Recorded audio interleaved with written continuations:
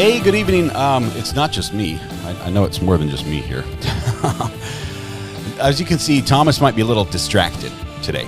A little tiny bit distracted with his other love of weather watching. Because today is just absolutely incredible. Oh, let's see. It helps if I turn his mic on too. Let's see. Hey, Thomas, can you hear me now? Hey. That's awesome. I had you muted. Sorry. You were probably talking, saying hi to everybody as well. I need my face where my back is. It sounds like a personal problem, but I think I can fix it here.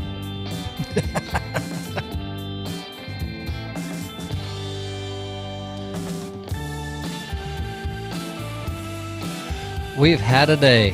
Oh man, it's been incredible. Let's see, camera one. There we go. Okay, I'm here, and Thomas is almost here, but not quite yet. Thomas, tell me a little bit as we're starting on the map with you. That's all I've got pulled up. I'll actually switch it over to full screen here for you. Yeah, fair. Tell me what is going on in the United States right now that has your attention divided from our wonderful podcast tonight. Yeah, so this has been what's going to be deemed as a historical event. I don't have exact numbers, although I've been watching it all day long. We've had anywhere from 10 to 14 tornadoes confirmed on the ground, several of which, if not half, have been extremely dangerous and deadly and damaging tornadoes. It started earlier than we even projected, and it's slated to go for another 3 to 4 hours tonight. So we've had tornadoes, one of which, the first of the day, ripped through northern Little Rock, Arkansas. We've had them in Tennessee, Arkansas, Illinois, Iowa. It's actually, Ivan keeps hitting me up in chat. They're trying to creep into southern Wisconsin. How long has it been since we had tornadoes in Wisconsin? I mean, this just seems bizarre. I can't remember the last time. I mean, it's probably happened, but yeah, it's absolutely happened. They definitely get some springtime weather, especially on that southern edge. Yeah. But no, even after we gave weather updates yesterday, the National Weather Service upgraded the 4 out of 5 risk outlook to 5 out of 5 about lunchtime today, and that hasn't happened since 2001. So this has been an absolutely wild weather day, and again, it's not over. The damage is unprecedented already. There's been several injuries and missing persons. It's truly a traumatic event, and we're right in the middle of it at the moment. That is crazy, and I know just looking at chat, we've got a handful of people who are finding themselves on this map in the areas under those colored clouds that are so dangerous. So please be safe. We love that you're here, but take your safety serious tonight, and just prepare now, because I mean, these things. The thing that's blown me away is how fast this is moving. How quick it's just hauling across the country, and just one day the sky is almost a little cloudy, and next minute you've got a wedge tornado on your back door. Yeah, you're exactly right. So we've had a multitude of tornadoes, and it's good and bad, right? You don't want a tornado just to sit in one place and move slow and wreak havoc. But at the same time, the faster they go, the bigger the wind speed. So a lot of these tornadoes that have actually made landfall or have touched down have been moving at 65 to 75 miles an hour. And that just goes to show why they can be upon you at any minute, and why they also say don't try to outrun them, because they move in a straight line. And if your road's not in a straight line and you can't go, it just doesn't work. So this truly has been a very, very tragic event thus far. And as mentioned, we're only halfway through it, unfortunately, for the evening. Yeah. And I hate that I'm rubbing it in by sitting out here on the beach yet again in some fantastic weather down here. Headed to the Bahamas briefly just for the podcast. I was in North Carolina earlier today, but back on the beach now just for the evening. I'll fly back home as soon as the podcast is over. But yeah, seriously, the weather is crazy. Even in my home area, the clouds are starting to move in. The sky was a little darker than normal, and we're just getting the remnants. There's no threat to us tonight, but still, nope. I've been saying Thunder Snow would make a great Wisconsin punk band's name. Thunder Snow, that's a rare weather event. It is, and it's awesome. Anyone that chases spots or meteorologist, it doesn't happen that often, and it's actually a really neat event that if you can witness it in person, it's really something neat to see. Because as it sounds, thunder snow. It's literally you're in a snowstorm, could even be light, but there's a higher upper level thunderstorm taking place, and you're getting sometimes bursts of lightning in the upper level clouds, but you're getting that thunder that rumbles through too. So, Ivan, there's a lot of guys out there that would be very jealous of what you're experiencing right now. Man, that's crazy. Oops, that's the wrong button. We're going back. Go back, not forward. Let's do this right here. There. And now switch. Do you want to pop on and say hi? Or are you happy where we're at? I'll just kind of go through this right now. It's not anything too crazy scientific, but these are kind of the phases as the night goes on. This line right here is where it's actively taking place. And then as the night moves forward, it's going to move to line number 2. And then as the night goes on into line number 3. So that's what you're kind of looking at if you're in those areas, just to be weather aware and see what's going on. Again, these storms are extremely tornadic.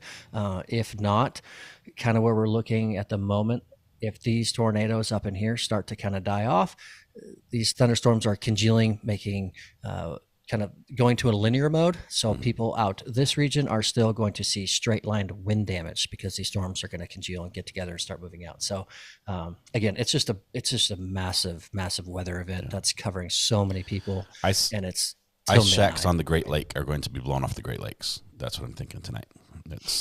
Tie down the boats and the docks and things like that. But it's I think they're frozen over pretty good right now. But right. So awesome. Well, stay safe. Anybody out in this region from now until the early morning hours, just be weather aware. Talk to people if you know that are there and you're not there. Just let them know, because serious things have already happened today. Traumatic injuries. Complete towns have already been decimated and wiped off. So just let it be known. Make sure you're aware, and make sure those that you love and know about know as well. Try to keep everybody safe. Yep.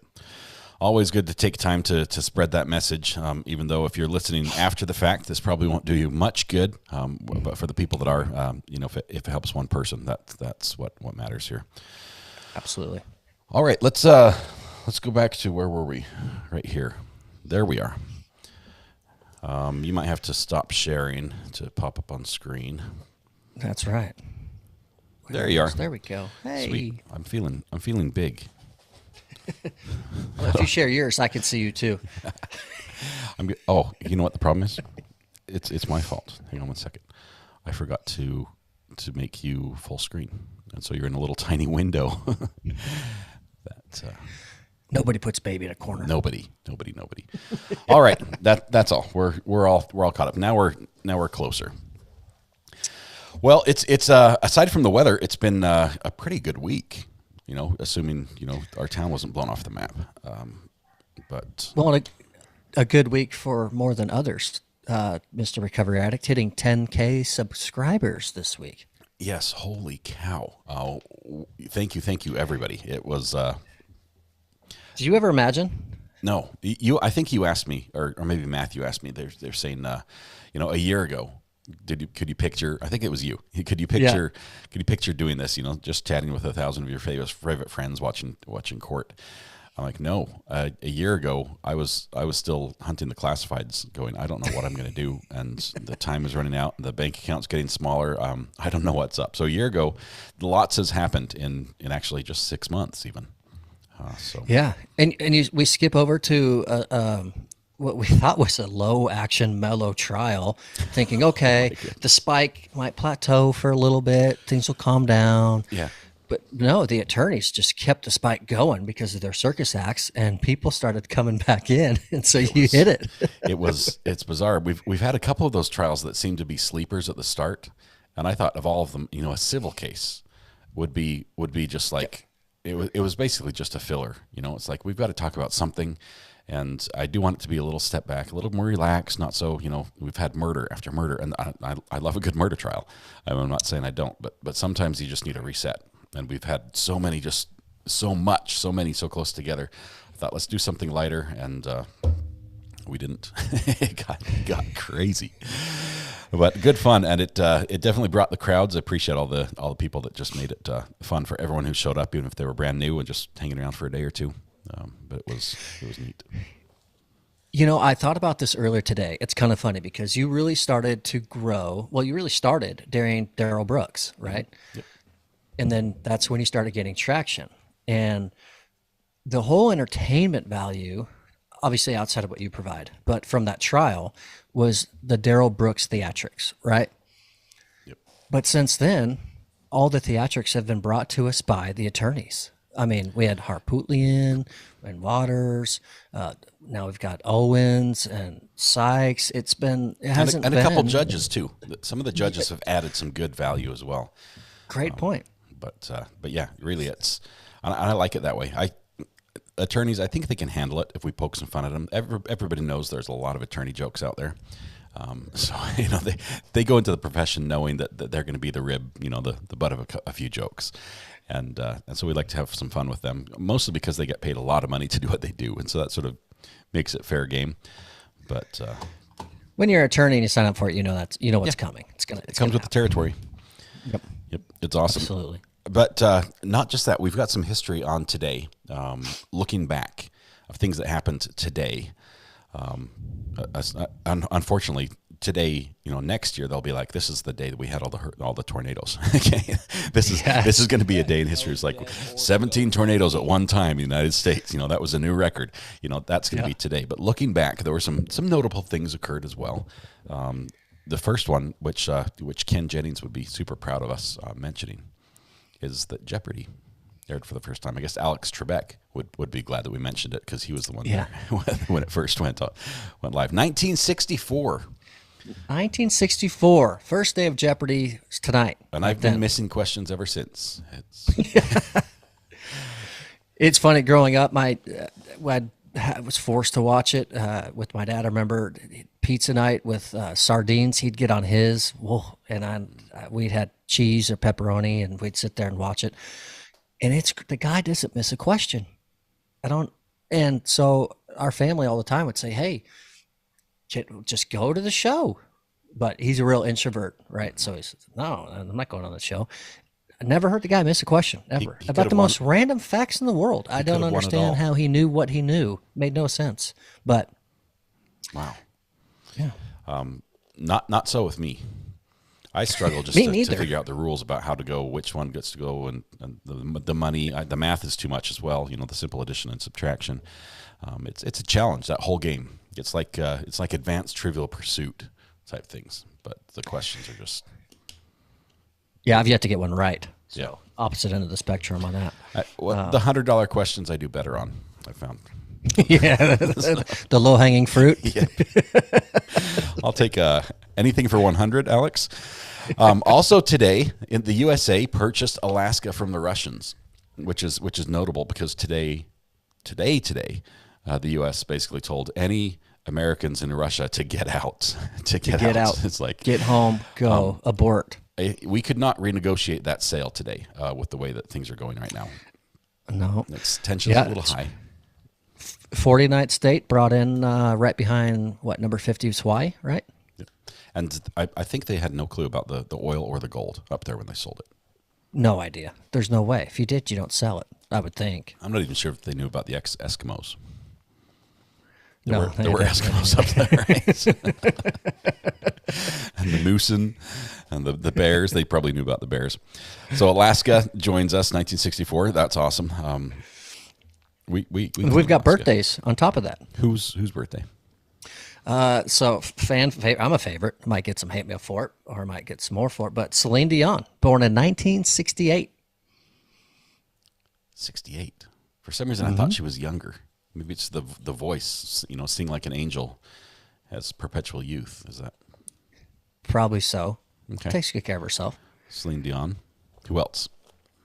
So I was going to mimic the sound, but I'm not going to do it. But we've got MC Hammer pants. Can't touch this.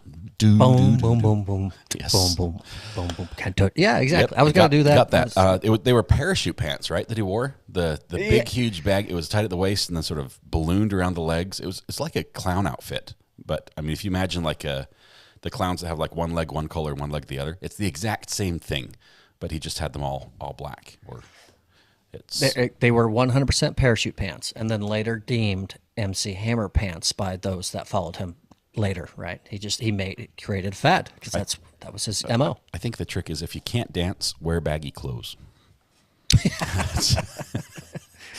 That way, it looks like you're doing something, and nobody really knows that you have no rhythm at all.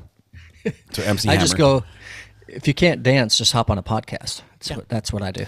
Those that can't do, teach. Those that can't teach, the podcast. That is how it goes. Right. There is one other musician, Eric Clapton.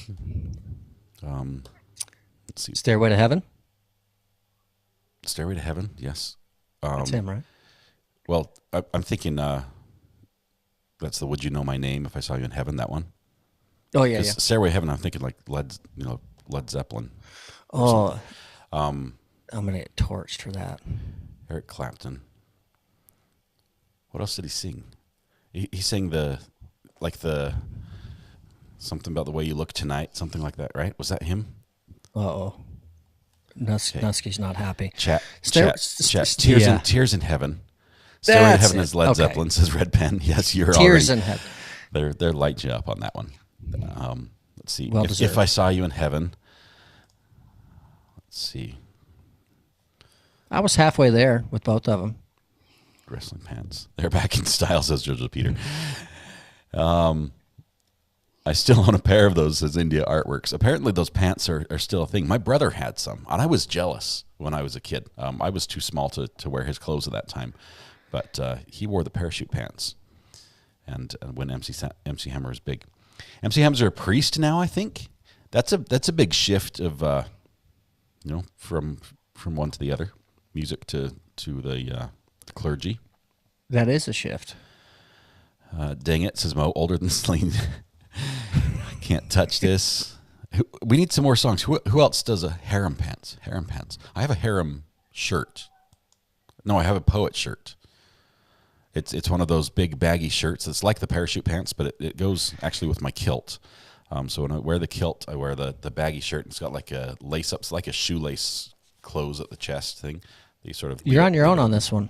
I'm sorry, friend. You wear it at the festivals, like the Scottish festivals. It's almost like a canvas shirt. It's like an old style, very baggy. I think it's called a poet shirt. Somebody help me, back me up on this one. Search poet shirt. I'm pretty sure pirate shirt. That's close, but I think it's more formal. Who said that? Where's Red Pen? Red Pen. Oh man, no.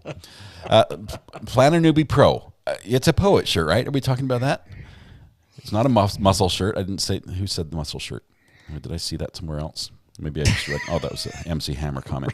Red you guys are Pen, giving me a hard time. You gotta quit. Picture it didn't happen. There's two outfits I wear with the kilt. I either wear the Prince Charlie, which has like the tails and the tux top, right?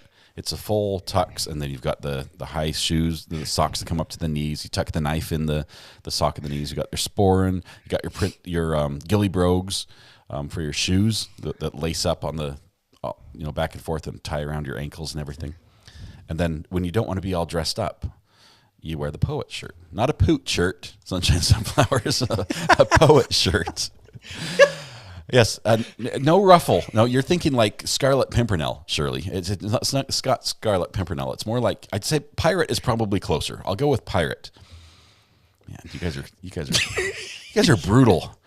Brutal. I need to see this. Okay, I'm going to have to dig up a picture eventually of this. Nah, you took a little reprieve off of me with the whole Eric Clapton faux pas that I just had. Although Nutsky's not going to leave me alone. He keeps repeating his comment. And Maisla's like, Layla. Yeah, all over me. I said Tears in Heaven, Stairway to Heaven. Sorry. I got half of it right. I was there. Yeah. It's nerve-wracking up here. I need to see what Jerry Seinfeld wore. It might be the Jerry Seinfeld shirt. It's kind of like a pirate shirt, 17th or 18th century. Yeah, Tish, thank you. You're with me on this one, backing me up. I'm not off. Yes, kilt with hairy legs. Everyone asks when I wear the kilt, so I'll just get this out of the way. And they ask what you wear under the kilt, and so I'll just say it's actually not a big secret. It's socks and shoes, and they're you can see them. So anyway, phone's ringing. Let's see. I don't know where the phone is. It's probably under my desk somewhere, but. It's a flouncy top. Poet shirts have no collar. This one has a collar, so maybe I'm wrong. It should be something else. It's like a Shakespeare shirt. Think of like muslin It's definitely not comfortable. It's not designed to be like, what's a good brand? I clearly don't wear any. It's not something that's just like super smooth and soft. It's a little rough. They're generally sewn by someone who made it with their own 3 hands type thing, and so it's not quite even. And It's what? It's like my little window shade here. Okay, enough with my shirt. Wonderful Tonight. Oh my goodness, amazing. I play that one on the guitar. That's a good one. Okay. And Kathy, she's like, it's 2 different songs. Kathy, I totally understand that. I mixed up my verbiage. They're 2 well-known songs that I know well, but tongue-tied. Like I said, it's nerve-wracking up here. Well, I don't have any lights up there, but it's easy to happen. I'm asking for forgiveness for that one. We'll take a pass. One more person on birthdays other than Eric Clapton, Mr. Van Gogh. Vincent Van Gogh, the great artist, driven insane by his own brilliance. That's right. He was 1853. Yes, which was born before my time, for those that were asking. But I think he was one of the artists that like really didn't make any money while he was alive. Right. And it was like died broke type thing, and earless, because of the incident. But he didn't make any money. Then after he died, everyone's realized then that it's like, holy cow, this guy could paint, and all the sunflower pictures and everything else, and Starry Night, and just amazing photos. And now millions. I mean, if you want an authentic Van Gogh, you better be able to drive up there and pick it up in your limited edition Ferrari, Lamborghini, whatever. 'Cause it's a lot of money. Yeah. I mean, people that don't know artists, or if that's not their thing and they've just heard about it, if you make mention of Vincent Van Gogh, you catch their attention. They know the name, even if they had zero interest or education in that industry, including myself. I saw one of Van Gogh's paintings at the can't remember the name of the museum in London when I was there. Museum of Fine Arts or something. I don't remember. It's got an Albert. No, I don't remember. Abby, you're up. There's a museum in London that has all the cool paintings. Abby's going to tell me which one it is, but I think it's near where the Nelson's Column is, or the Lions, where you feed the pigeons, they poop all over you. That place. Red Pen says, check the burner. Uh-oh. It's going to be a poet shirt or something close to it. Let's see. Or a meme making fun of Weather Watch. It's going to happen. I just barely came in. Oh, yes. Tate Gallery? Yes. Tate Gallery. That's the right Samantha one. Terry. Samantha Terry. I think that sounds right. Oh. Doublé. I'm looking here. Red Pen sent me a... Let me put this up on the screen. Someone came to say hi. You need to get down. Yeah, kitty.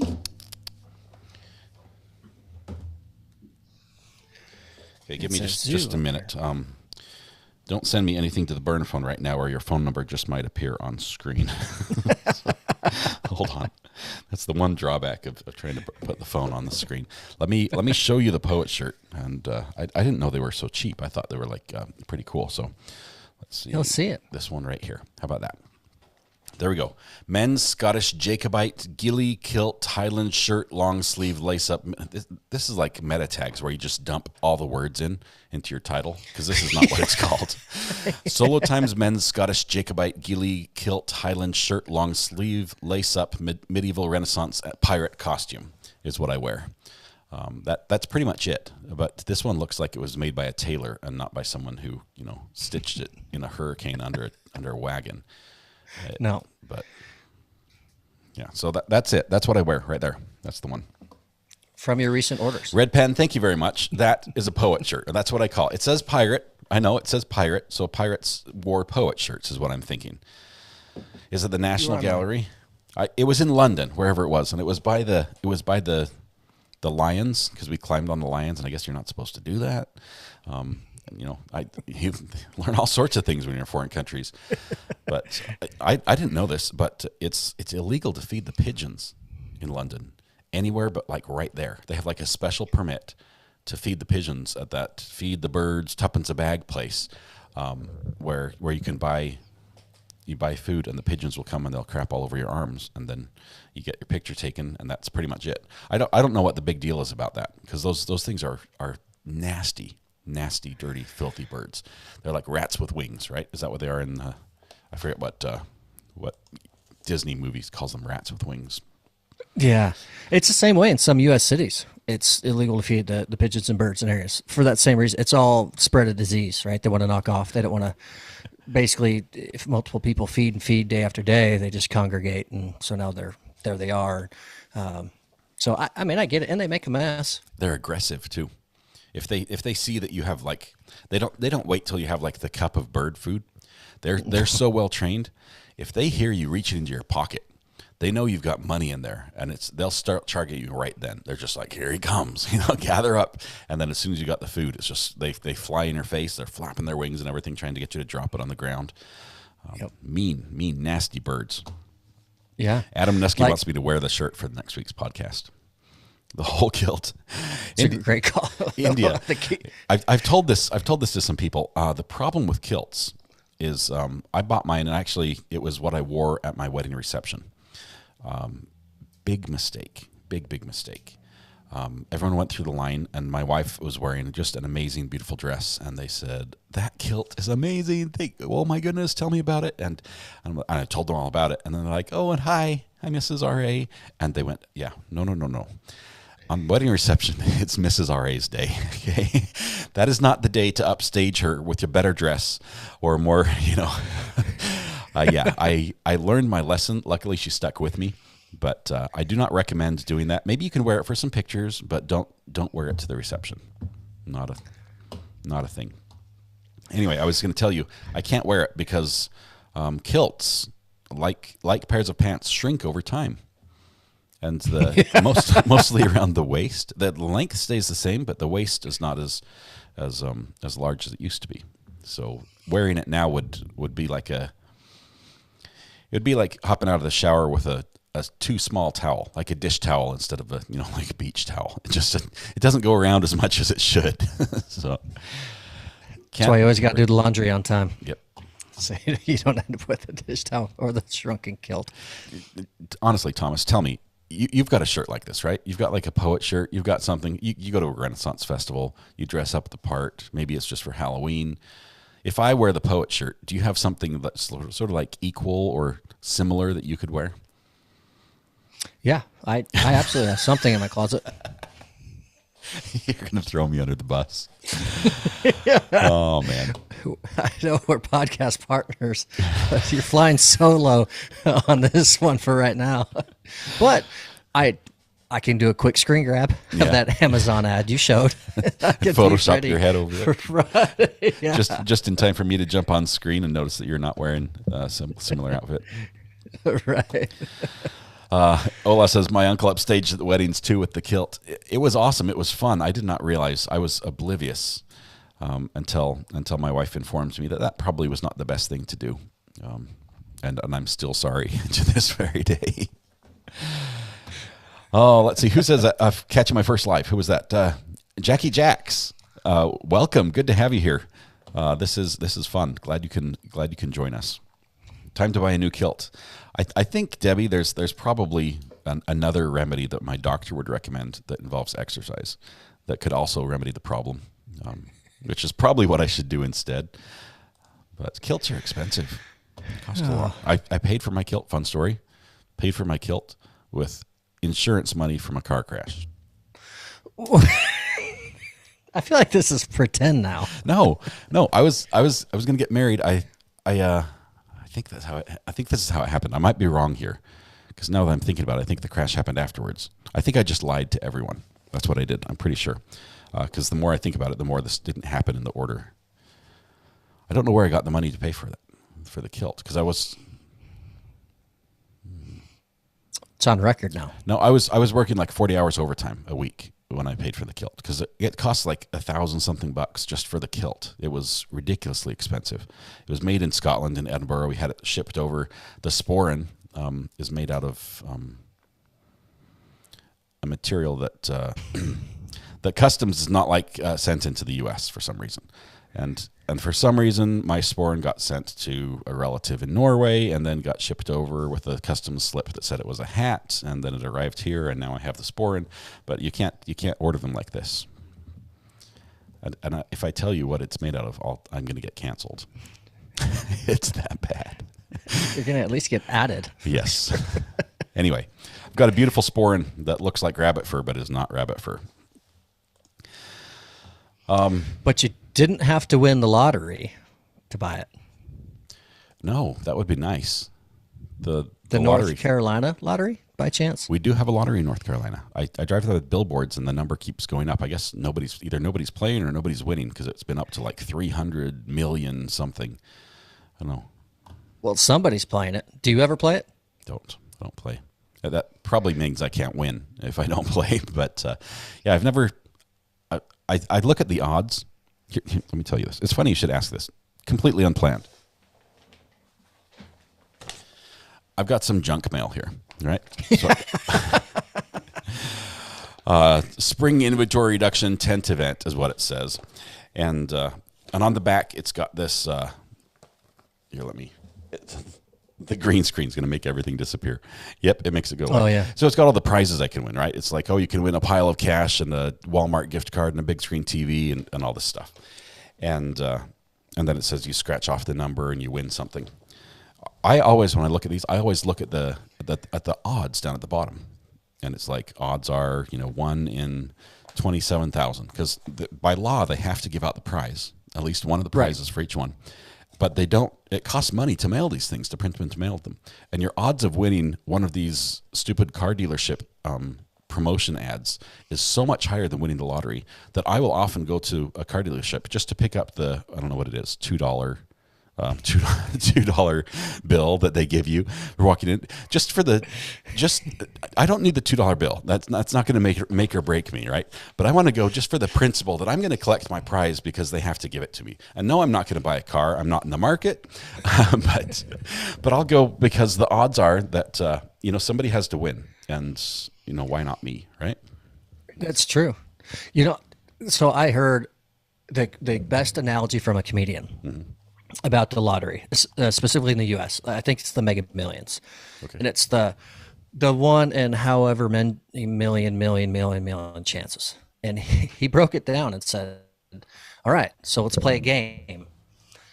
You give me a couple bucks, and between Canada and the United States, we've hidden a briefcase full of $500 million in a house. If you guess the right street and address, you can have it." Like, that's what the stats broke down to, which is actually pretty funny. Man, that's those are awful odds. Terrible. But someone's going to get it right, because they do. And just like where we're leading, this gentleman, first name, he goes by Frank. He's maybe known. Okay. North Carolina. Oh, Frank. Yeah. I know Frank. North Carolina. Yeah. There's only one. So in 2001, he wins $1 million in the North Carolina lottery. Wow. And just a week or two ago, he wins $2 million in the North Carolina lottery. Okay, so the odds are so poor for doing that I immediately think, who does he know? Who does he know at the lottery that pulled some strings, that said, "Hey, just heads up. I've seen the balls that are going to be selected. They're going to be these numbers." I don't even know how that works. I think it's like bingo, right? They call it the numbers, and if you get all the matches, you win. Twice in a row. Twice. So the first time he took that $1 million to pay for he and his wife's dream wedding, and then in this interview for the $2 million. Is to take he and his now bride on their dream vacation. Okay. What kind of vacation? I mean, come on. I don't know. I would be thinking long term, unless his plan is to win a third time. He probably has a shoe in. At that point, I think the lottery's like, we're not going to pay out just yet. We're going to have our investigators just make sure everything's on the up and up before we just write you the check for $4 million or whatever it is he's going to win. Maybe it's the scratch cards. Maybe it's a scratch card instead of the Powerball or whatever.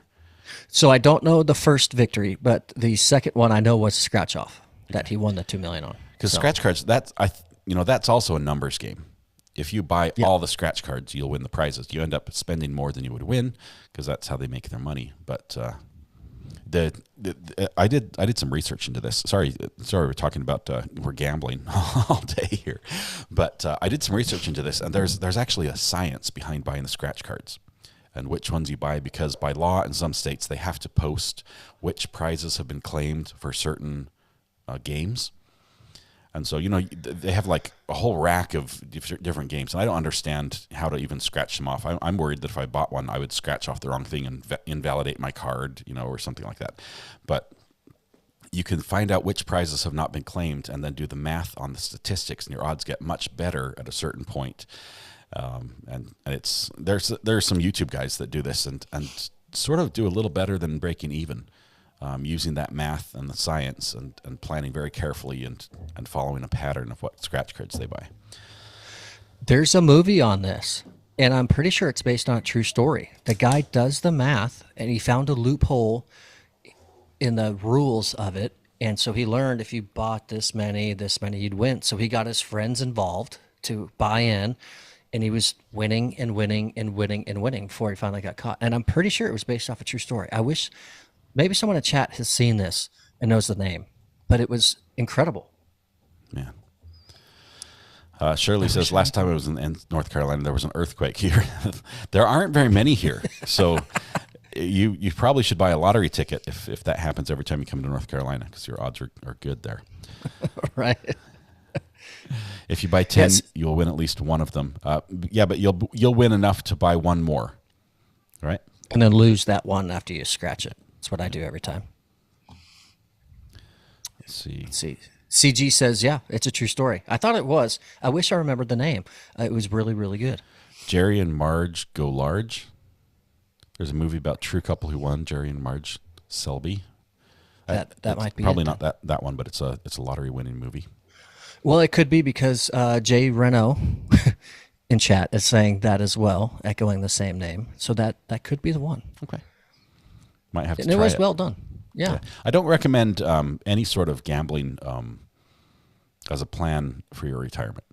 Generally, investments and gambling should probably be kept very separate unless the money you invest you can afford to lose. Right. Or the money you want to gamble with you can afford to lose. Yeah. True. It has to be for fun. It can't be a career or living or... Well, that's North Carolina guy, I guess, is winning big. I'm going to have to find Frank because he's probably going to hit it big again this weekend, and get that third big prize. Get on those coattails, Frank. Just tell me how you do it. That's all I need to know. I can handle it from there. Speaking of big wins, or speaking of big, there's a story I wanted to share that is out of the Netherlands.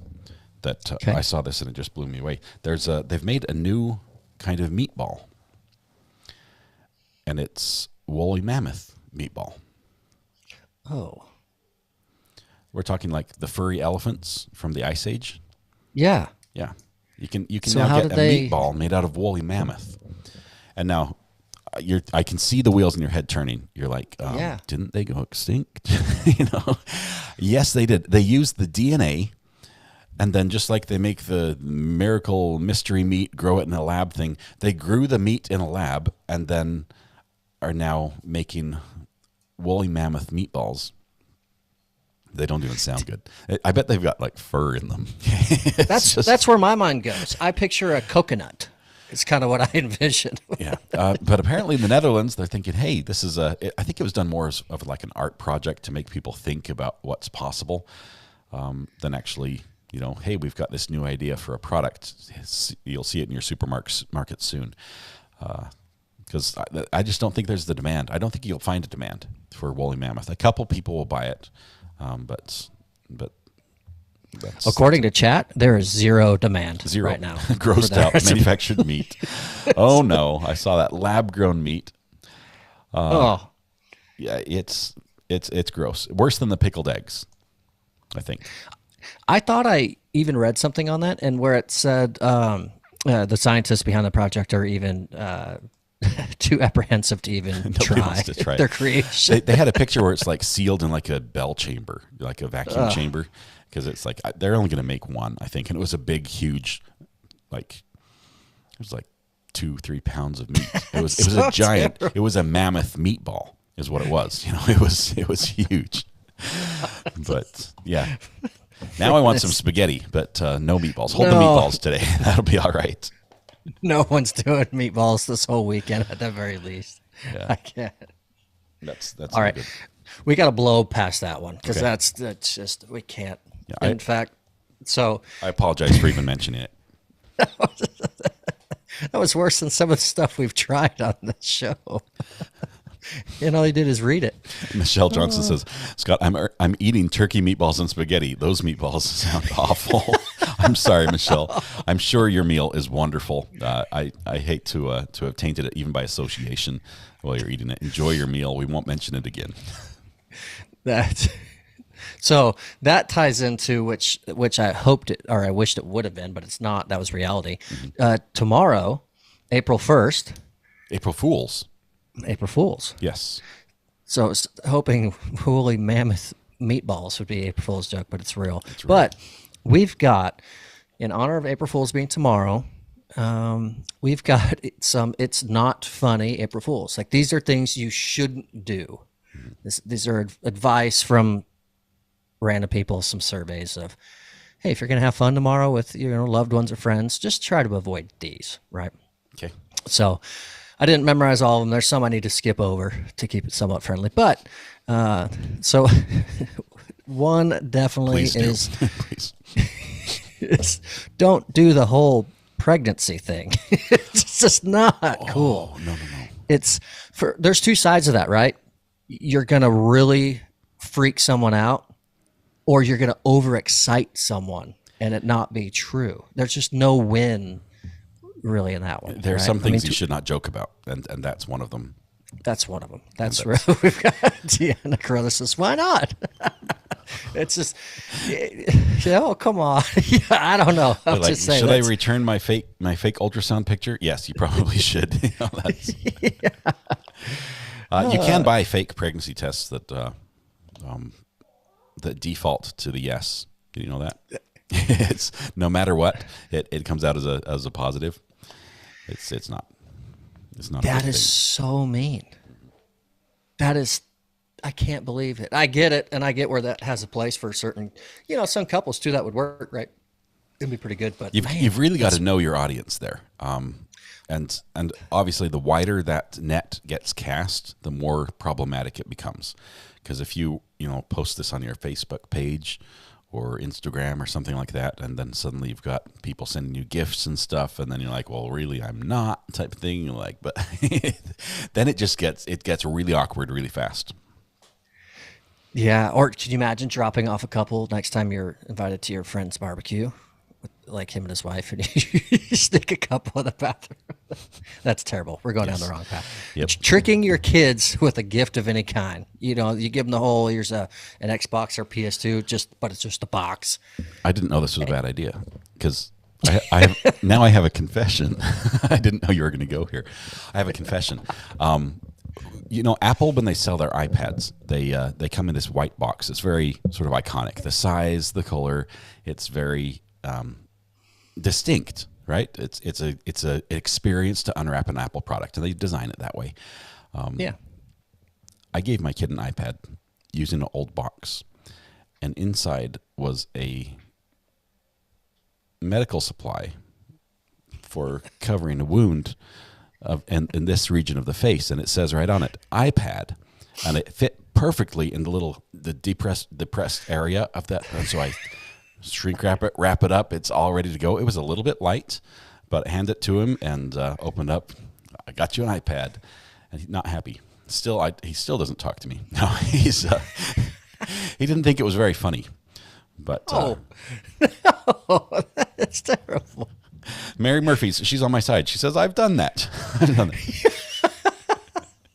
See, I don't feel so bad. Oh my gosh. That's actually kind of funny. I could be on board with it, especially if it's not my kid. That's good. We've got Judge Pickles. The best one, take your lady to supermarket in the middle of the place and shout out, "What do you mean it's not my baby?" Oh, no. This is why domestic violence turn into murder cases. Right here, this is just a recipe for you to become a victim of. Yeah, I would not recommend that. Although I shouldn't do this. When I was in London, we've got some buddies, and we're on the underground, right? The tube. So it's the mass transit. It can be very crowded.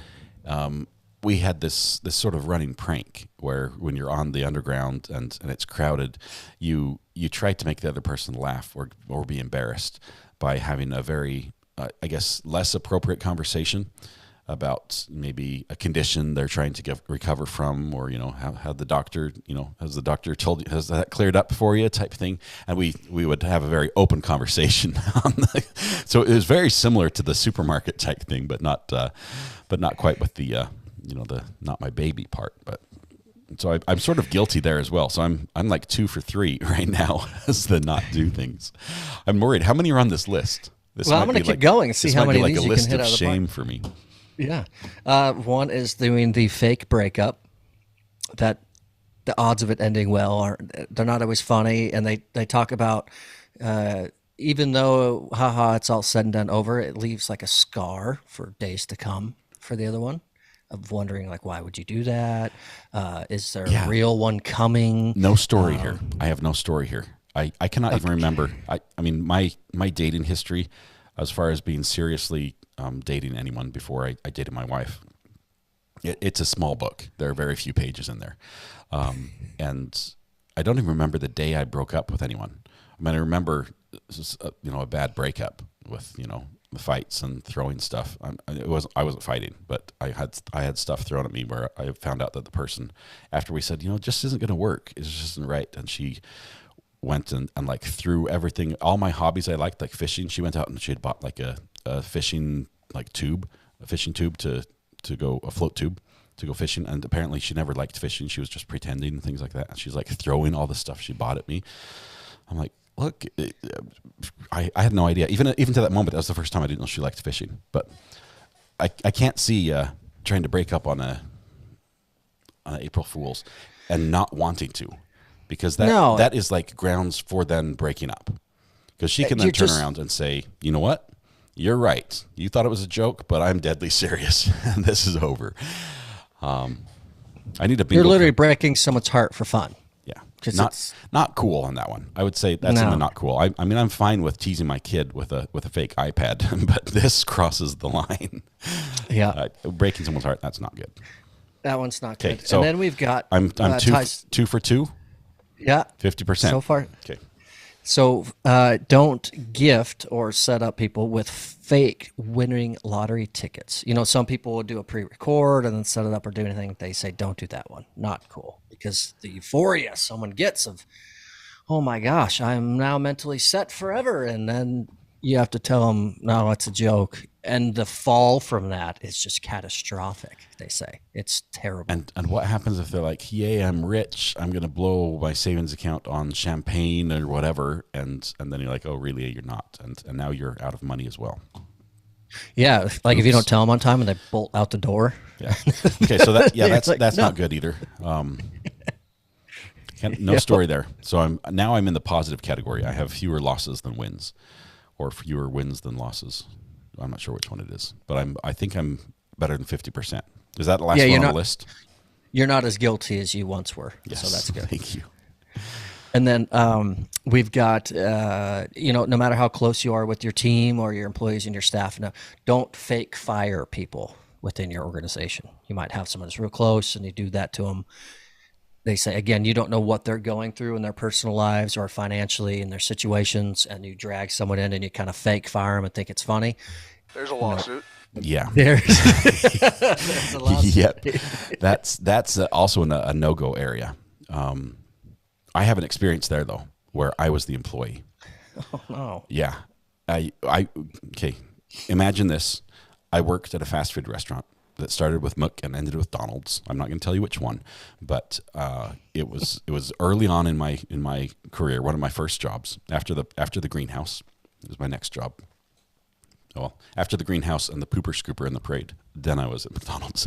But I worked there, and I worked there not because I wanted to work at McDonald's, but I worked there because my friends worked there, and it was like then I could hang out with my friends, and it was cool. But so I worked there for a while, and then one day they said, "Hey, everyone, come into work. You're all scheduled to work today, and you're supposed to arrive at the city offices, not at our store."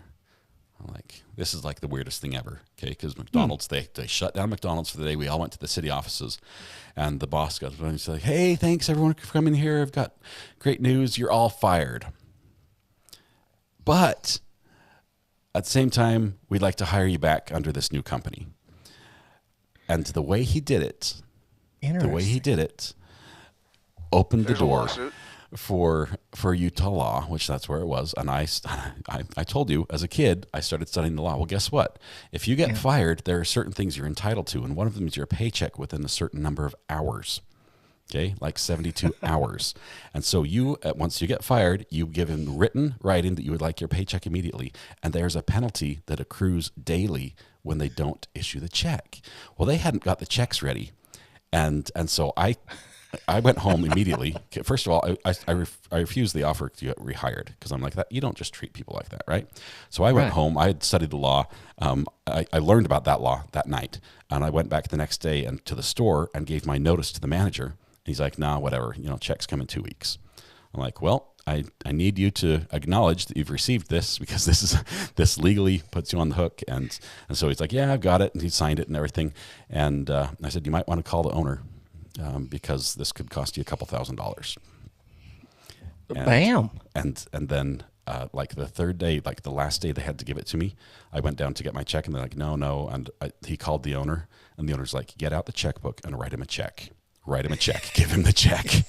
It's like, so I got my check. I burned the bridge. I can never use them as a resume reference for like a great employee type thing, loyal to the company.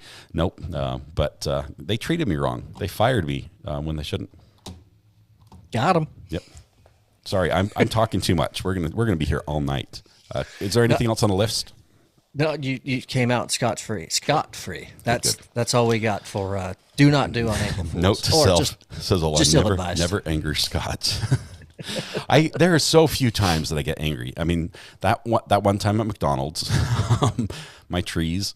Yeah, the HOA. Yeah. I can't think of many times I've been angry. So. Oh, well, when your internet doesn't work, when you're going live, you get a wee bit red in the face, and we could tell. Yeah, a little bit. But that's not like anger. I'm not like going to, tear someone's head off or something.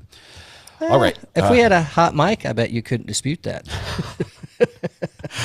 I've been very close to having hot mic moments, which would be really boring, honestly. There's nothing happens when I turn the mic off. It's not like you'd hear anything fantastic, but Debbie says, "Please be here all night."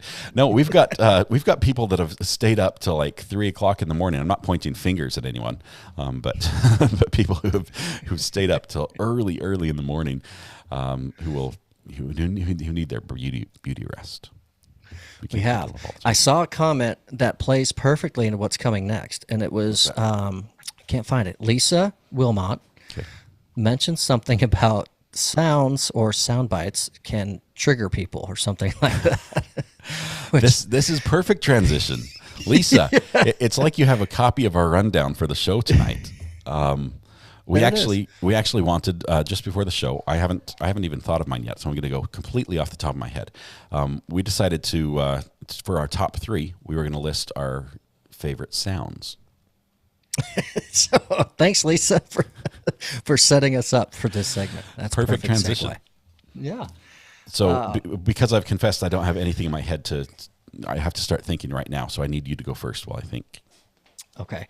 So I'll definitely go first. And I have, this falls under a category again of, we could literally pick 10 sounds we really, really like, right? For your background. I love sitting at the beach and listening, to the waves are a little annoying today because they're getting loud, but other than that. Yeah, let's see. So I narrowed down some that kind of mean something to me a little bit, I guess. So my number three, I always go 3-1. So my number three is the sound of a golf ball falling into the cup. It's a neat sound, especially when you're, I mean, more so when you're playing, obviously, right? I've played golf, but I've never heard that sound. It doesn't happen for me. Pick it up. Yeah, it's pick like, it is up. this close enough? Can I stop hitting it now and just, put as many marks as you want on the scorecard? Let's go to the next one. Yeah, right. Absolutely. Okay, so 3 is the golf ball. How can you fake that sound? It's like I don't even know how I think you just like did a it better than pop I could. sound. I won't just even bounces. attempt it. Yeah. I'm already on the radar of chat for the night, so I don't want to out myself anymore. This one I should have thought of, but I can't now that Amy C has said it. Baby giggles. Like not just like a little giggle, but like the contagious, just like they almost can't breathe. They're laughing so hard. The baby giggles, those are pretty good. Yeah, as a parent, the laughter of from the belly of the baby. Yes. Yeah, Okay, that's a great okay, one. That's up there. Absolutely. You can snag that one. Lisa just stole mine. Oh, Thomas, thank you. Lisa stole my sound. Your sound. Who do you think would have that on their list? Was that on your list? That? Oh no, I need to think of another. Okay. So keep going. You got to think of 2 now. All right. I've got a few in my head that I know. So obviously Thunder's in that mix. So a lot of people aren't going to know this one, but it's the goal horn for Alex stole it. Well played. Nice job, Maisla. It's the goal horn for the Dallas Stars. For one, I'm a fan. Is it just like a regular truck air horn, like type thing? It's a little bit different than the traditional goal horn. That's why I like it too. So, and I won't be emulating that one either. People will have to go to YouTube and check it out. But that's going to be my number 2 amongst Thunder and the other ones I picked out that everyone's naming in chat right now. Katrina, Rain, that was going to be in there too. Oh, I man. can't do. I sang the Thunder Rolls, which has rain and thunder in it, at a karaoke event last week. That. Just a side note, it's not relevant. Keep going. we said thunder and rain, and that reminded me because that song, the Garth Brooks song, it starts with the sound of rain and thunder. That's where my mind went, and I apologize for dragging you there. No, I'm with you too because I love a heavy rain, but for me it has to have heavy winds with it too, more storm-like than just the rain. So I'm going to go into my number 1, which are mourning doves. They kind of make like a whoo, whoo. It's like a low-key, I don't know, owl, if you've never heard of it, with a little whistle to it for people that don't have mourning doves. And they never stop. They never stop. They nest in the bush right outside my back door. And I tell you, they never stop. Now, I'm fine when you're out on a walk, and they're up on the line. Usually you see them in pairs because they pair up. And not the European collared doves because those will be in a flock, but the actual mourning doves where they're 2, they'll pair up. And it's beautiful. But when they're right outside your window and it's like, they just don't stop. Just, whoo, whoo. Okay. Those are some good ones. Those are a plethora of doves. Those are some pretty good ones. I don't have all mine quite assembled yet. You guys are giving me some great ideas in chat. I'm looking at a couple here. The sound of rain, which is in abundance right now. Coyotes howling. That's a fun. That takes me way back to as a kid, where we'd go out on the front porch and we'd hear coyotes, in the fields and the hills around us, which is awesome. Let's see. Imagine unlimited doves. No. Distant lion roaring, says Laura. Mourning doves and a horse neighing. The horse is a good one. I like that one. I like that better than the moo of a cow. Although I can mimic the cow better than I can mimic the horse. Attorney Sykes might have something to argue. I think Ola's doing an April Fool's. She's got one hand clapping. Is this I've something never been that able I to do just that. don't know No, about? it's a thing. They're like a. I can't do it very well, but I've seen people who can do it, and it's remarkably distinct, like they're actually clapping. So it's a thing. Mm-hmm. It's a thing. Okay. Okay. Cashette says, I don't know what we're discussing. I just got here. We're talking about favorite sounds. Thomas listed his 3. If I can remember, it was the goal sound of who was it again? The hockey team? The Dallas Stars. That was Dallas number Stars. 2. Well, Dallas Stars. That was number 2. 3 was the golf ball falling into the golf cup, into the hole. Okay. The sound it makes. And number 1 was the doves. The doves that you love so much outside your window. Okay. I would Nusky. say, what's Nusky saying? One Hand Clapton. It's my favorite guitarist. The wittiest guy ever. That's so. He is so quick. I love his wit. Okay. On point. So here's going to be my sounds. Number 3 is a can of like root beer opening. Just popping the metal can. I don't drink alcohol, so I mean it probably sounds the same as an alcoholic beverage opening. But for me, it's a soda. That is. It has to be cold.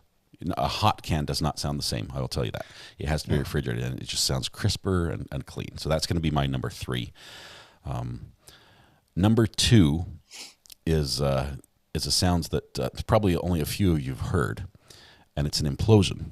It's when you take hydrogen and oxygen and you mix them in the appropriate mixture in a balloon and inflate the balloon with hydrogen and oxygen, H2O, and then you ignite it with fire because everything is ignited with fire.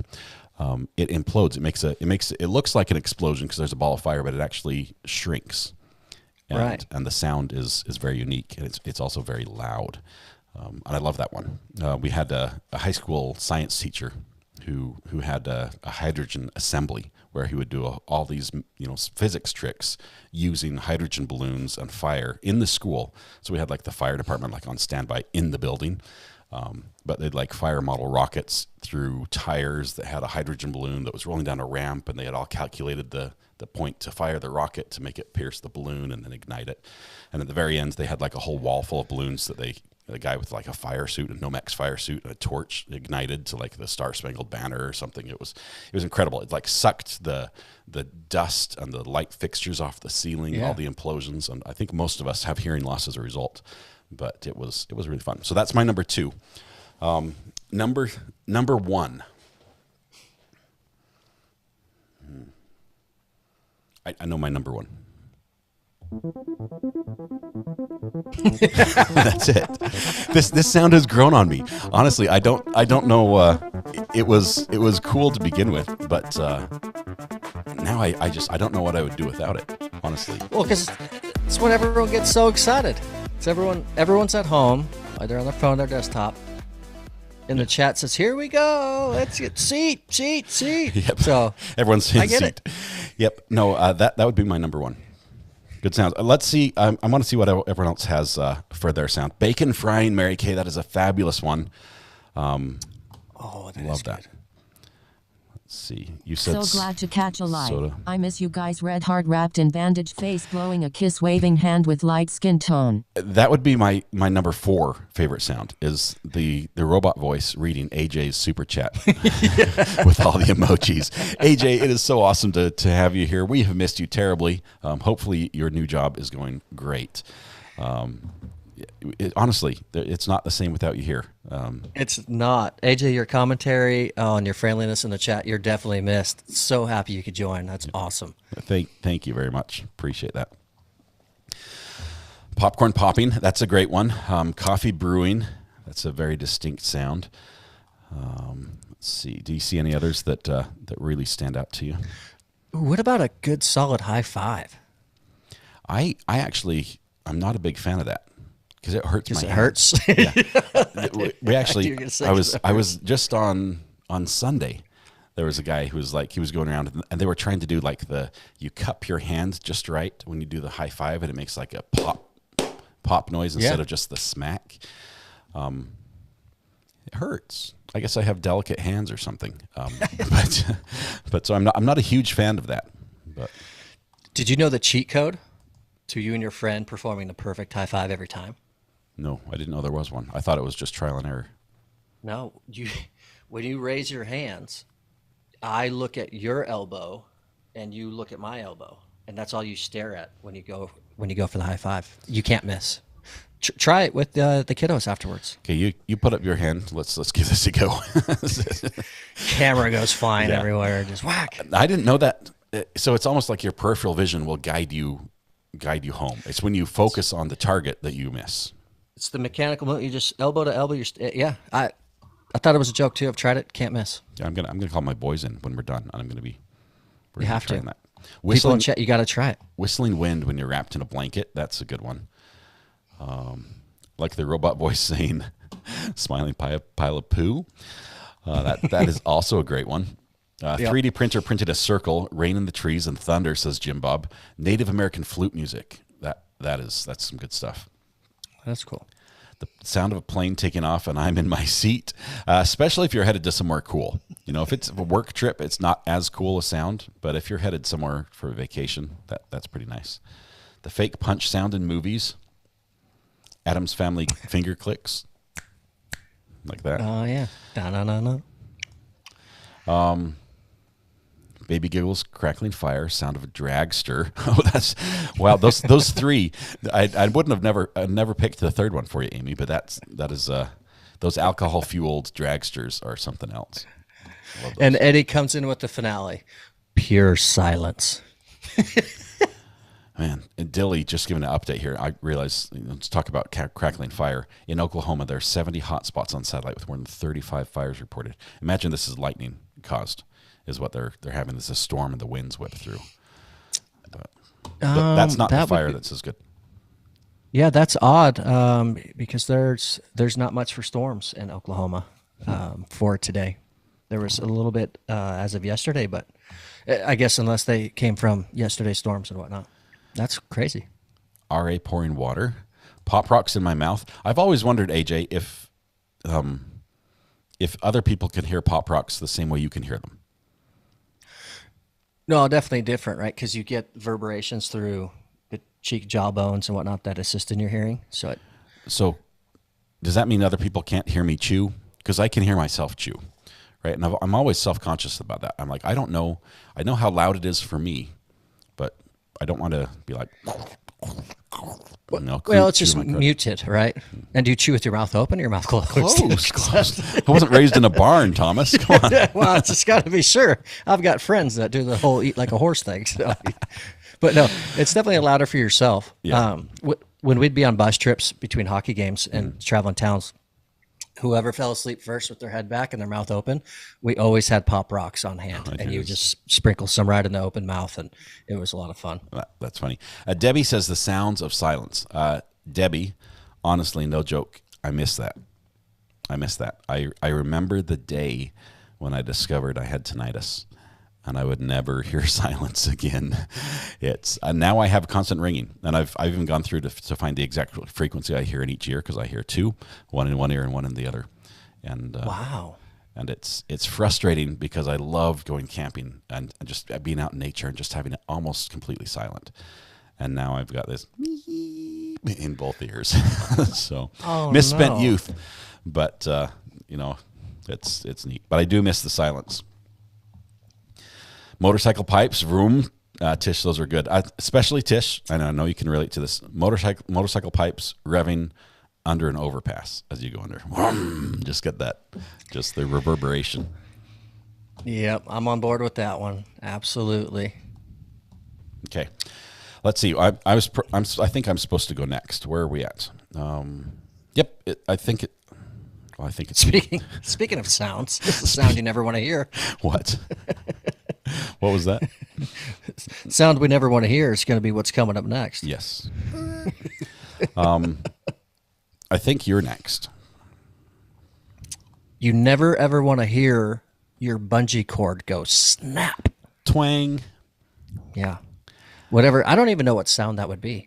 But a 39-year-old gentleman in Taiwan, he loves extreme sports. He loves doing certain things. So he goes. My stomach's not jumping. Just talking about this. I cannot watch these videos without just trying to catch my breath. Okay, go ahead.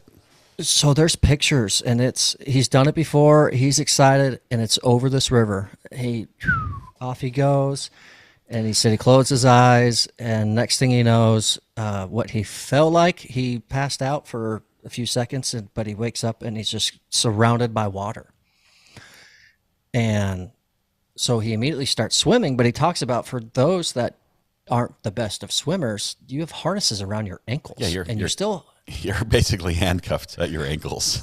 Yeah, and then you take on however much rope was left after the snap. That's what you're dragging with you. Oh, man. So it literally... I think I would rather skydive than I would bungee jump because at least you've got the backup parachute. You don't have a spare rope. There's more than just pictures. There's a video of that guy, of it breaking. I've watched that. It was, I mean, he's like, he does the whole swan dive with his arms out, and he's clearly enjoying it. He's not like petrified, trying to clamber back onto the platform. He's like just diving, and it's almost near the bottom. It's lucky they were over water. I mean, honestly, that saved his life, because even falling just a few feet head first is, as we saw in the police chase last week, hitting your head is a serious deal. so that was rough. You don't want to do it, but oh my goodness, just watching that and then the twang of it shooting back, because can you imagine? I've seen this happen when cars are trying to tow each other out with like a tow strap, and the strap breaks. It shoots, and it will like dent the car. It'll break the windshield, the rear window. It can seriously hurt or injure somebody. And that bungee cord is like a stretched tight rubber band, and cut it in the middle right when it's fully stretched, and that could hurt. And then you still have to swim handcuffed back to the surface after you've been whacked by that thing. Oh man. Yeah, no, thank you. I've seen it before, or I've heard of it, but where the platform's too high, so the water doesn't really soften the blow very much, and there's severe injuries, and it's terrible. But this one is more recent, and he made it, which was shocking. But hopefully he's done. Maybe that's fulfilled the bucket list. Like, okay, near death, check. Yeah. Oh man, that's crazy. Okay, one more. I wanted to tell you. I told you I showed my junk mail today. I wasn't planning on doing that. I like getting mail. It's wonderful. Ever since I was a kid, I signed up for junk mail. I signed up for catalogs. I got catalogs about like all the different types of chickens you could raise, like all the breeders catalog for chickens. They had no idea that I'm like a 12-year-old kid that's ordering this. I just fill out the form and mail it off, or I'd call the 1-800 number and using my low voice, because I did have a low voice. I would order a catalog because it was a free catalog. I'm like, sweet, I'm winning here. So I had catalogs for that. I had real estate companies in Montana sending me listings of property available for sale. Okay, I kid you not. I signed up for everything I possibly could. My poor parents, who still live at our family home, my mom is still getting mail, probably to this day, that I signed up for as a kid. And she's like, why is this coming here? It's my fault, and I'm sorry. But what's better than just junk mail is getting a package. Whether it's just an expected or an unexpected package. I had an unexpected package today. Heard it was at the post office for me. Ran and grabbed it, and it was awesome. But I frequently get Amazon packages, because we do buy a lot of things from Amazon. Hey, kitty. This next story has to do with an Amazon package, because there's a guy, an Amazon delivery driver, who was out delivering packages. And if you've ever talked to an Amazon delivery driver, their job is not easy. Okay, they are under a serious time crunch. They have to deliver packages and do it fast to get the bonuses, to make the money. There's even some repercussions if they don't get done in time. You could lose your job, you could lose your route. It's a big deal. And so getting the package delivered on time and onto the next package is a huge part of that. So along comes Amazon delivery driver to deliver a package, and what does he see as he pulls into the circle? About 15 cop cars with the lights gone, all like pulled up on the lawn and the sides, pointed at a house. The house. Where? So he's like, great. Now I got to go around. Here's my delay for the day. Yeah. So he drives as far as he can in his van, hops out, grabs the package, and he just walks up. Well, all around the house, you've got like SWAT officers with their guns out. They're all set up in this hostage type situation.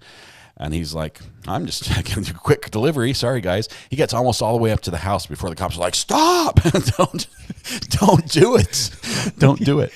And he's like, I got to deliver the package type thing. And he ended up giving it to one of the police officers and then he's like, okay, package delivered. And then he's out. But seriously, talk about dedication. He's like, I know you guys are in like a life and death situation. It's like walking through the between the lines during World War II, between the trenches. You're like, I've got a package to deliver. I know there are people with guns on both sides, but I'm going to do my job. The guy needs a bonus, honestly. What Amazon delivery guy would go to that length to do that? But there's a video of that too out there. If you search for Amazon delivery in hostage situation or police standoff, absolutely crazy. What a hero! I wonder if the package was or I should say, I wonder if the homeowner at that place was the one in trouble, or if they had an intruder and he was just doing what he did. But that's awesome. Here, Mr. SWAT guy, when you go in to make your arrest, do you mind dropping this off at the door? Maybe it's one of those like 2 hour or less delivery type things. Oh, and the guy inside like really need the package. Like, no, it's a flashbang. It's going to help me escape. Maybe it was something like that. Oh, that's true. That's funny. That's absolutely hilarious. I'd love to hear between all the SWAT officers afterwards sharing the story of, can you believe the Amazon guy came up and delivered this in the middle? Is this now evidence? Do we open it or do we deliver it now? Do we just leave it on the porch? Yeah. Oh, man.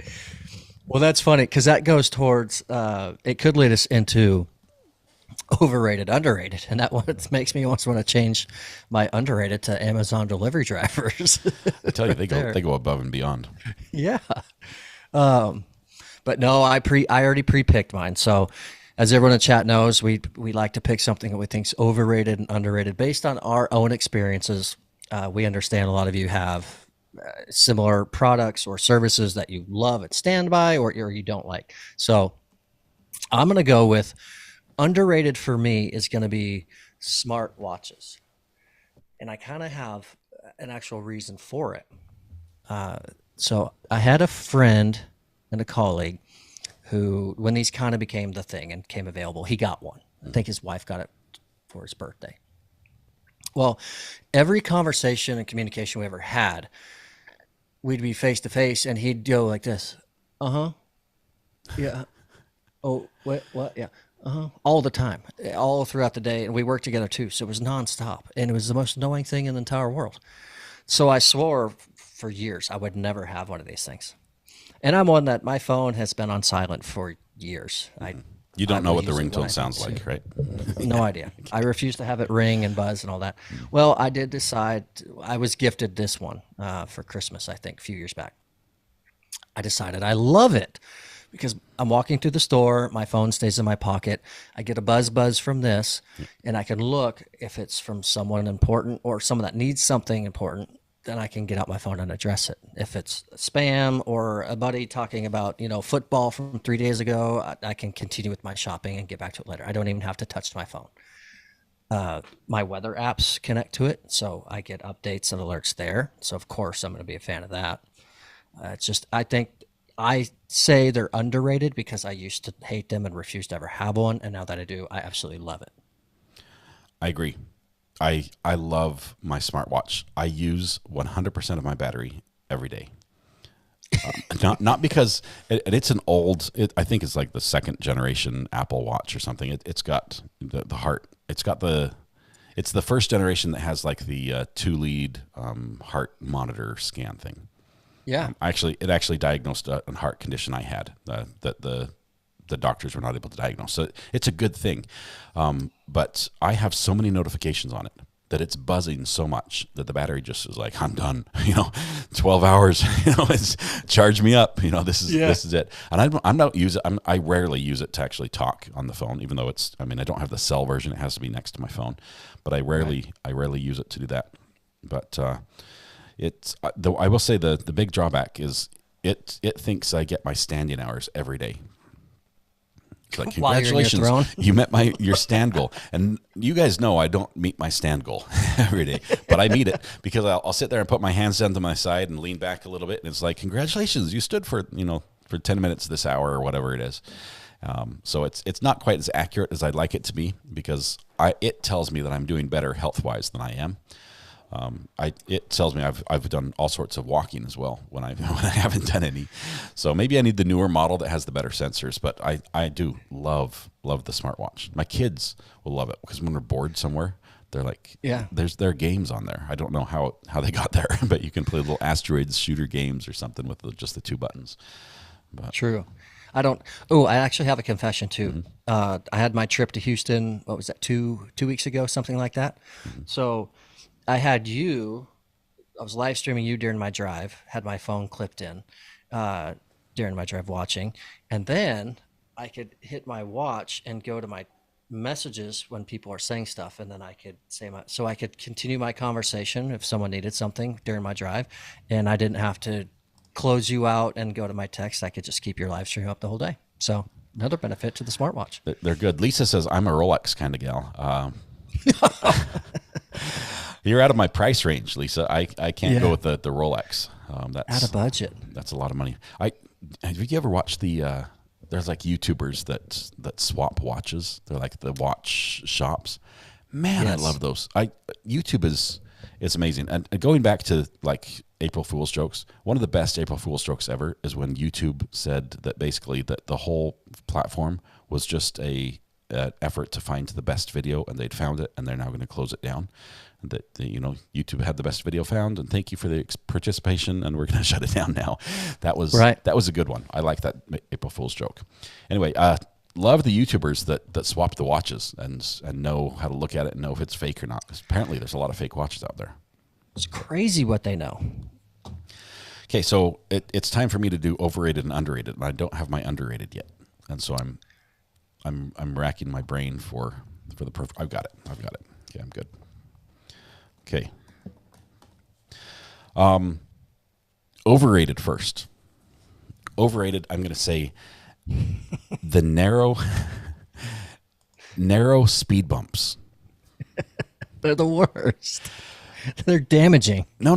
The ones that aren't as wide as the car. And the reason is I've driven in England, okay? And anyone who's driven in England knows this. People who have driven in England know the exact width of their car, because the roads are narrow and people are parked on the side, and you still drive, like you drive fast, right? And and your wing mirrors are just like inches away from the cars next to you, and just zip, zip, zip, zip, and you fly through, and you just do that, and you just learn the size of your car. Well, here I take that skill back to the United States, and I'm driving, and I know the size of my car, and I look at those speed bumps, and I know that they're supposed to slow me down. They're supposed to say, hey, go slow in this neighborhood, kids at play, whatever. I'm sorry, I'm a parent, I shouldn't do this. But I see the speed bump, I'm like, challenge accepted. Okay. And I can line up my car perfectly, so I don't even have to slow down, and it can it won't be the bump because I just hit just the very corners perfectly lined up, and there's no, like bump or anything happening. And so I think the narrow speed bumps are overrated. They really need to be, full width to perform their proper duty. I gotta agree with that one. I've got a vehicle that does not love speed bumps, so anytime they're narrow and there's that little gap you can shoot or you can squeeze by. Do you have a lowrider? Do you have a lowrider? No, it's not a lowrider, but it does have the thinner tires on it, so it's not as fun when you hit the speed bumps. Yeah, damage the rims. Yeah, no good. Sassy65, thank you very much for the super chat. I appreciate that. I think it shows up there. There it is. Wonderful. That just leaves my overrated. Oh wait, that's my overrated. My underrated, and this is something that I used today. You guys know that I'm doing this garage conversion, right? Making my garage into an apartment. Yeah, tons of work. Okay, it's going to take like a year at the rate I'm working on it. But right. Tons of work, and one of the things we had to do is we found out that we can't have the gas line go in under the house and then connect to the heater where we wanted it. It has to go outside the house and then connect from the outside in. So it still ends up in the same place, but the pipe can't be on the inside. I guess it's like some sort of safety reason or something. I don't know, but it's code and we have to follow it. And so it turns out that either we have to rent this big, huge concrete cutter again, which, is expensive and heavy and a pain in the butt to move around, and cut, 2 more strips of 6 foot wide, or 4-inch thick concrete for 6 to 8 feet. and then haul that out and everything, which would be like a full day job. Either that, or we could use a pressure washer. And we grabbed a pressure washer, hooked up with the hose, started the little thing, and we used the nozzle, and we just blasted, because we dug a hole on one side and on the other side, we just blasted through the dirt, and it was like mud just spraying back. We were coated in mud, just mud spraying back, and it just shot a hole right through under the driveway. We shoved the pipe through what we need, and done. It's like concrete, nope, hasn't been cut or anything. So I say today that pressure washers are underrated, because it's not just for washing your car or cleaning your driveway or anything else. You can tunnel under concrete with them. So you can tunnel. That's the underrated for today. I can't argue either. I've got actually two of them. A handheld one that we can move around the back patio area and furniture and whatnot, and then the bigger one to do the cars or the driveway, or like you said. But we've actually found out if you put the 35-degree spray tip nozzle on, and you've got tennis shoes, you can get kind of closer to them, and it will just blast the dirt out, and then you just let them air dry. Okay. It's the best way to clean tennis shoes. I was using a 4,000 psi pressure washer. Okay, and it can stand a little bit further back. It can almost cut through the concrete. Don't spray your shoes with high pressure. We were using the jet nozzle. There was no fan spray involved. This was just straight power. The red one, 0 degrees. Yeah, it was the red one for sure. I got in trouble. I used to, when I painted houses right out of high school. Actually, before I started my own business, I was working for another guy, and I was supposed to pressure wash a house. So the best job ever, I tell you, if you want a business idea, free business idea right here, buy a pressure washer. Okay, you can get one used for $7,500 at a pawn shop or something like that. Load up a hose, a little bit of gas, some oil, and go around and knock on a couple doors. And you knock on the door and say, "Hey, I'd like to pressure wash your house. It'll cost you $150, and every single time they're going to say no thanks. You're like, all right, can I wash your garage door for free then? And they're like, for free? Sure, I'll take something for free. And you wash half their door, just half. and they look at it and they're like, I didn't know the garage could be that color. And he's like, yeah, I can do the whole house. And you pause there. I mean, I wouldn't like walk away from the job with only half the door job done. But you want to show them the difference. You want to show them that, here's the before, here's the after. Okay. And then you're like, hey, I can do it for $100, their whole house, $100. And they're like, and they're looking at this, and I'm not sure if in their head they're thinking, if I don't pay him, my garage is going to look like, awful on one side and amazing on the other. But almost every single time at the door, when you do that, you wash half the garage door, then talk to them about it. They're like, sure, do the whole house. And then you can do the whole garage. You're using their water, a little bit of gas. Okay, you hook up to their hose. It's no soap involved, no brush. You just spray in the thing. It's like a cheap rinse, and it was some good money. But hook 'em, says AJ. Hook 'em in half the door. If this whole podcast thing doesn't work out, I might go get me grab a pressure washer. See, who says that listening to podcasts doesn't give you, it doesn't have a payout for you? Now you've got a business idea. True. You'll never be broke. I have business ideas. I actually last story, and then we can probably wrap up because we've been on for like an hour and a half already. I had a friend of my son. Okay, so right now I think he's like mid-20s. Okay, a neighborhood friend. That's a family friend as well. He'd come over. We loved his family. The parents are amazing, so we'd hang out all the time. But he'd come over and he'd ask advice on things, and he's like, "Oh, I need a job. I don't know what to do." And you ask a teenager what sort of jobs are out there, and they're like, "Well, I could mow lawns." And that's a job. It's hard work. It's hot. It takes a lot of time to finish. And I said, no, there's opportunity everywhere you look. And he's like, well, what can I do? And I taught him a job, and he started making serious money. Like, he was making more money per day than I was earning working for the Department of Defense, because I taught him how to replace window screens. Okay. It's really? The easiest skill. The tools wise, you're talking like $20 in tools. You go to your hardware store and you buy a roll of window screen. You buy some of that little rubber insert and a razor knife and a hacksaw, and then you buy long pieces of screen. So you're building a screen with little corners. You just snap it together. You can do it in minutes.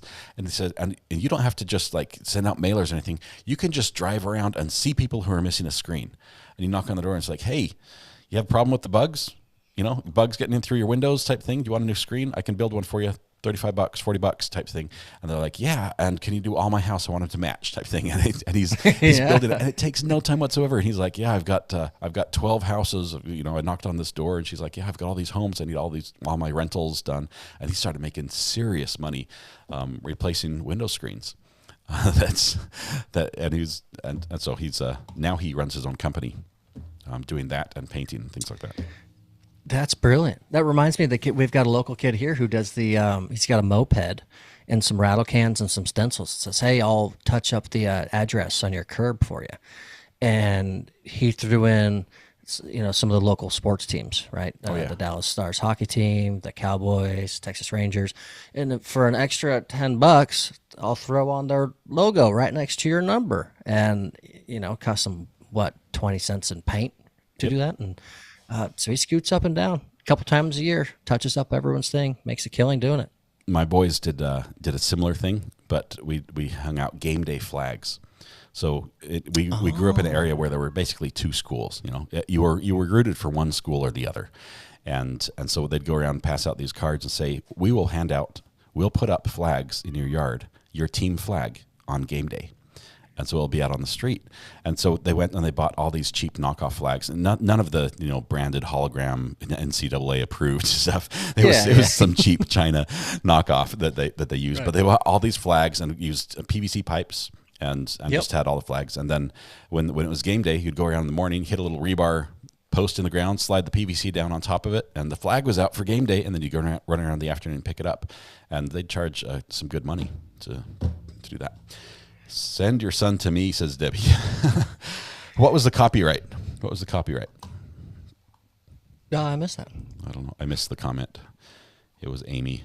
I was too far back. But you're right. There's opportunity out there everywhere. There is.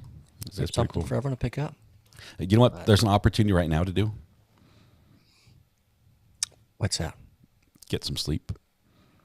It's been a long week. There's a couple of you. I can tell that your eyes are barely able to stay open in chat. I can tell because the quality of typing is going downhill. There's no punctuation. Spelling's getting worse. We have to sort of guess at what you mean. I appreciate all you guys who hung in there, especially those who are, you know, in a time zone that makes this anything but convenient. Right. Wonderful to have you guys here. Those who are listening on the replay as well. Thank you. Some pickles for Scott and some kitty treats for Thomas Cat. You both have such great smiles. You made my Friday waving hand with light skin tone smiling face holding back tears loudly crying face 2 hearts. Oh, holding back tears one. I've never heard that one before, AJ. AJ, I'm so glad you got to catch the live. We miss you terribly. Hopefully, you know, maybe things will allow us to bump into each other more often. Let's see. Matthew Harris says, Recovery Addict, before anyone starts a business, though, they should set up an LLC to protect their assets. Yes, you always want to cover your assets as that is necessary for liability. A good umbrella policy works, but you know, legal structure helps as well. Ola's playing games. We said everyone's getting tired and no one can type anymore, so she's just sending NNDFFHHU just repeatedly throughout the area. I think she fell asleep on the keyboard. That's what happened. Oh, absolutely. Man. That's good. Is there anything else we need to cover before we let go? Let everyone go. Nothing major. Quick touch on the weather. We still have active tornado warnings out there. I actually just saw Mary Kay says tornado warning area 14 miles for me. So out in the Midwest, those areas, Illinois, specifically the Chicago area, all the way through the state on the eastern side. It's all moving into Indiana right now from there. Kentucky, you're still going to see some weather as well as storms moving into Memphis, Tennessee at the moment. So it's still very, very active in these same areas. So again, we've said it a few times throughout the last 48 hours, but please, anyone and everyone in these areas, just be weather aware, know what's there now and know what could be there in the next 3 to 4 hours because it's still very much so active. Yeah. please stay safe. I mean, I say that at the end of every live stream, but this is serious. This is some scary stuff out there. So please take all the precautions that you can tonight. We'd like all of you to be able to join us again safely next week for the podcast then. So it'll be a rough night for some people, but please stay safe. Know you're in our hearts and prayers. So. Absolutely. Thank you, everyone, for joining us, and thank you for your participation in chat, the ideas, the comments, the comedy, the wit. It's all so much fun, and we're so glad that you guys are here with us on a Friday night. Yeah, and Thomas, I could not ask for a better podcast host to co-host with. You're an absolutely fantastic person. You all know that. You see him. So you have my undying thanks. I appreciate it. You're amazing. Tell your wife thank you for letting us steal you for a few hours tonight, and I'll let you get back to the weather, because I know you're not going to sleep much tonight, are you? You're going to be watching it. Right back to the multi-screens with the radars and all that. But the feeling's mutual, Scott. Thank you so much. And tell Mrs. R.A. that I said thank you as well. Will do. All of you guys, please be safe. Please be safe out there. We love you all. Thank you so much for being here. Have a good night. We'll see you next week. Good night, all.